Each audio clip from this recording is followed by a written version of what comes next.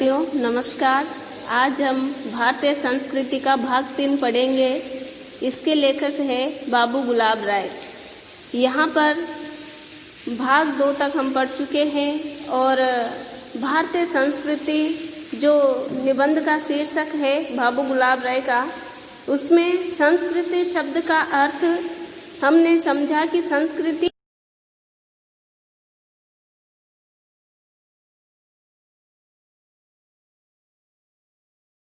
जैसे हमारा रहन सहन कैसा है, हमारी वेशभूषा कैसी है, हमारा जो आचार विचार है वो कैसे हैं, यहाँ की भाषा कैसी है, ये सब क्या है, ये हमारी संस्कृति है। तो यहाँ पर संस्कृति शब्द का संबंध संस्कार से है और इसका अर्थ होता है संशोधन करना, उत्तम बनाना और परिष्कार करना। संस्कृति शब्द का संबंध संस्कार से है और ये संस्कार जो है हमें समूह से, परिवार से, समाज से मिलते हैं और संस्कृति का जो संबंध संस्कार से है वही क्या है, हमारी संस्कृति है। यहाँ पर जो हमारा रहन सहन है, पोशाक है, ये जातीय परिस्थिति है, देश का वातावरण है। जैसे हमारे संस्कार जो है ज़मीन पर बैठना, हाथ से खाना, नहाकर खाना, लंबे ढीले कपड़े पहनना, ये सब क्या है, ये हमारी संस्कृति है, भारतीय संस्कृति है। जैसे यहाँ पर जूतों का इतना मान नहीं है। हम कई मंदिर में जाते हैं तो जूते या चप्पल बाहर उतार करके जाते हैं और घर में जाते हैं, पूजा करते हैं तो जूते चप्पल बाहर उतारते हैं, रसोई में जाते हैं तो भी बाहर उतारते हैं। लेकिन विदेश में ऐसा नहीं है, वहाँ की संस्कृति अलग है, वहाँ का रहन सहन खान पान अलग है। यानी कि अलग अलग देशों की अलग अलग संस्कृति होती है और हमारे देश की जो सभ्यता है, जो संस्कृति है, वो समृद्ध है और हम चाहे कहीं भी चले जाएं, लेकिन हम हमारे देश की संस्कृति को नहीं भुला सकते। हाँ, समन्वय की भावना होती है कि हम जहाँ कहीं भी दूसरे देश में गए हैं तो वहाँ की संस्कृति जो है हमारी संस्कृति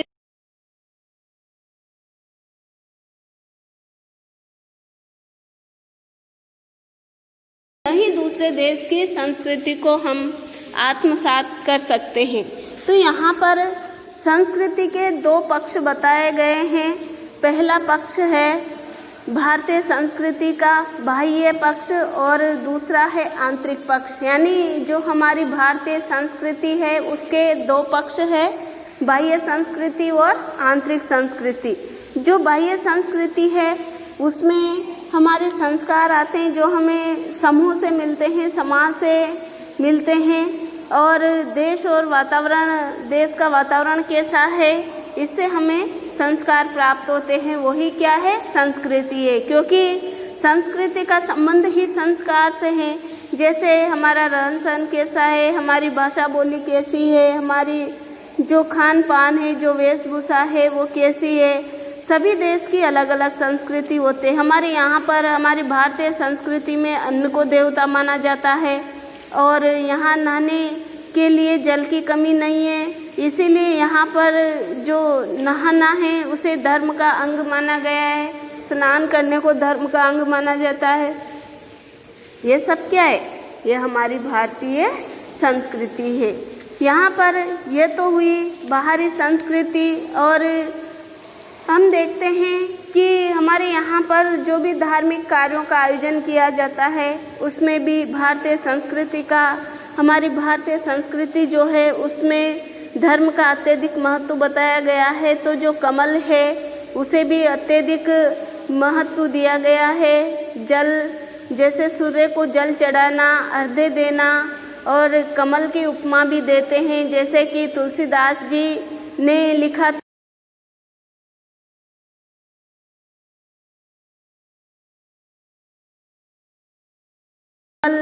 को उपमान बताया गया है। हमारी भारतीय संस्कृति में धर्म का अत्यधिक महत्व है और यहाँ पर जैसे आम होता है, केला होता है, दूब होती है, घास, नारियल, श्रीफल, इन सबको मांगलिक कार्यों में या धार्मिक कार्यों में अत्यधिक महत्व दिया जाता है। ये सब क्या है, ये हमारी भारतीय संस्कृति है।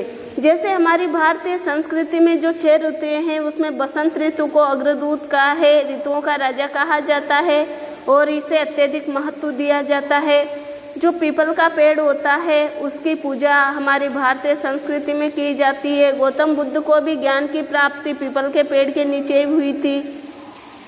और जो श्रीमद् भागवत गीता है उसमें भी अश्वत्थः सर्व वृक्षाणाम इसको महत्व दिया गया है। तो यहाँ पर कहने का अर्थ ये है कि भगवान बुद्ध को भी अश्वत्थ वृक्ष यानी पीपल के वृक्ष के नीचे ही ज्ञान की प्राप्ति हुई थी। और जैसे हिमालय हैं और नदियों में गंगा नदी है, पक्षियों में गरुड़ पक्षी है, ऋतुओं में बसंत ऋतु है, इन सबको हमारी भारतीय संस्कृति में अत्यधिक महत्व दिया गया है। ये सब क्या है? ये हमारी संस्कृति के बाह्य पक्ष है।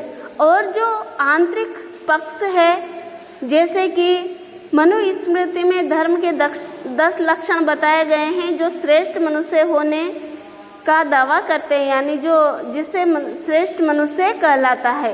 तो वो है यहाँ पर मनुस्मृति में जो धर्म के 10 लक्षण बताए हैं। धृति यानी धैर्य रखना, क्षमा करना, दया की भावना, चोरी नहीं करने की भावना और इंद्रिय निग्रह, इंद्रियों को वश में रखना।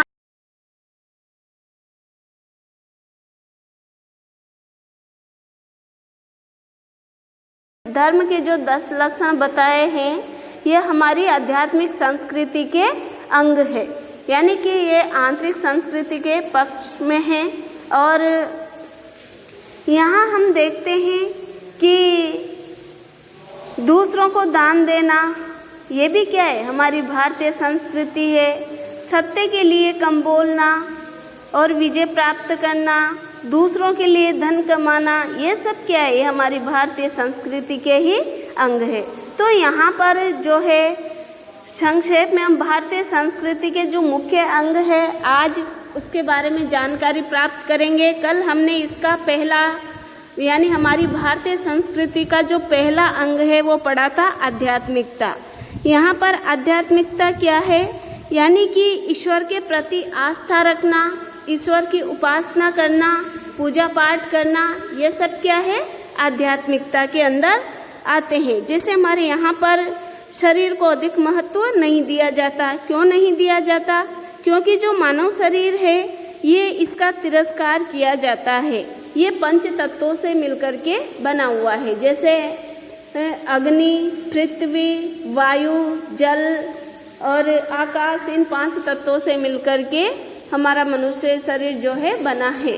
क्षिति जल पावक गगन समीर, और एक दिन मिट्टी में मिल जाना है। इसलिए यहाँ पर शरीर जो है वो नश्वर है और इसका तिरस्कार किया गया है। इसे ईश्वर की भक्ति करने के लिए कहा जाता है। और जैसे सत्य, अहिंसा, तप करना, ये जो आध्यात्मिक मूल्य हैं इनको हमारी भारतीय संस्कृति में अधिक महत्व दिया गया है। अवाक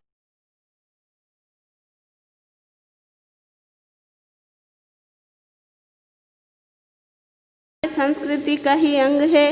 ईश्वरीय न्याय में विश्वास, ये सब हमारी भारतीय संस्कृति के आंतरिक पक्ष के अंतर्गत आते हैं।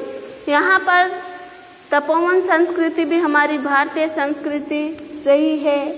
यहाँ कीरी यानी कीट और कुंजर यानी हाथी, यानी कहने का अर्थ है कि जीव जो भी है छोटा या बड़ा और हाथी जैसे जीव में सब में एक ही आत्मा का निवास है, एक ही आत्मा का निवास है। इसी से गांधी जी की सर्वोदयी भावना को बल मिला है, यानी सभी की एक ही आत्मा है, सभी के अंदर आत्मा सर्वव्यापक है।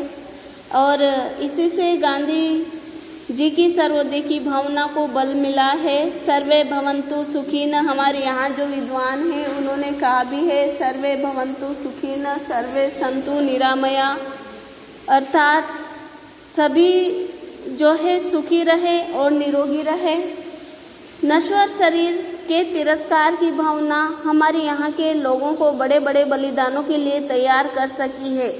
यानी हमारी भारतीय संस्कृति में जो शरीर है नश्वर है इसका तिरस्कार किया गया है और शरीर का तिरस्कार करने के कारण ही हमारे यहाँ पर